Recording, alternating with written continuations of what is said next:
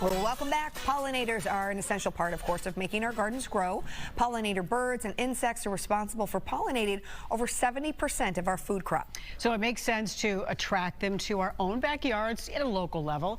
And this morning, garden guide Dale Kay is sharing the best and the easiest ways to make your garden pollinator friendly.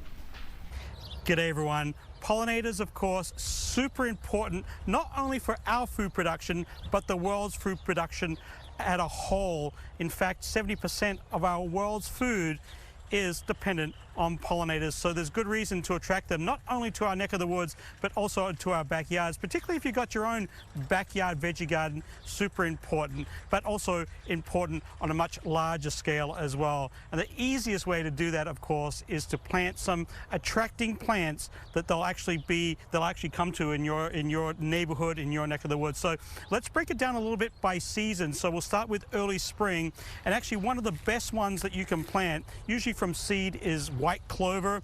Great for attracting bees and also other little pollinators, and this is one of the first bloomers, of course, as is dandelions as well. I always leave my dandelion flowers up because it's such a great pollinator attracting plant. This one here is actually a native baptisma of false indigo. It actually has a white flower. Oftentimes when you think of false indigo, you're looking at the purple one. There is actually a little native white one as well that's more of a late spring bloomer. Also the nepidas right here, any of those will be great for attracting pollinators, as the salvia as well. And we can catch this right here. Look at this little bumblebee right back here on the statues. This is also another great attractor of pollinators. So that was the early spring. Now we move into kind of the mid-season summer grouping of pollinators.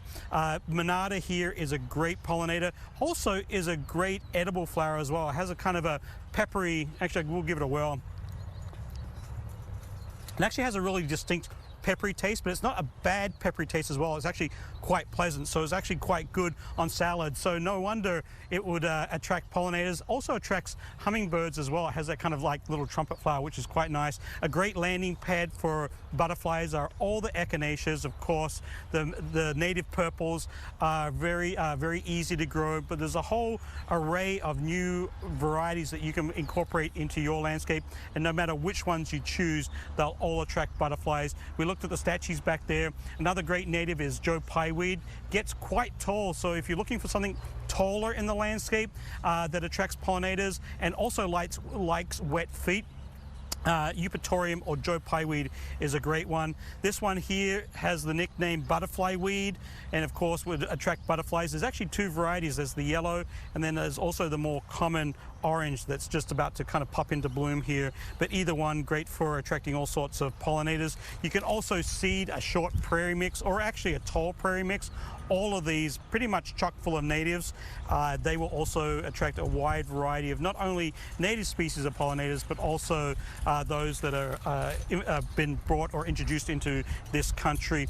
Back here, butterfly bush, probably about the only marginal perennial that I'm showing. Marginal meaning cold hardiness. It's actually a true zone 5, but even if you just grow it as an annual, it is an absolute fantastic little ripper for attracting butterflies. You'd be amazed if your kids love butterflies, even if you pop them into containers. Buddleia or butterfly bush is really something special to have in the garden or in your containers. This one here in the back is agastache, and this one here actually has a very kind of a licorice aniseed type flavor. Oh, look at that bumblebee.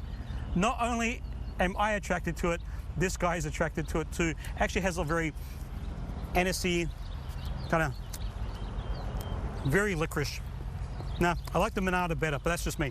Has a very licorice taste to it. So that kind of, and lavender, that kind of rounds out the mid-seasons. And then I have some plants that will actually bloom later season that will also attract pollinators.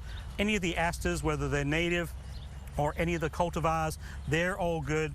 The Rebecca, these bloom late and go all the way through to frost, and actually a lot of people will leave this little cone up for winter interest as well, so that goes all the way through.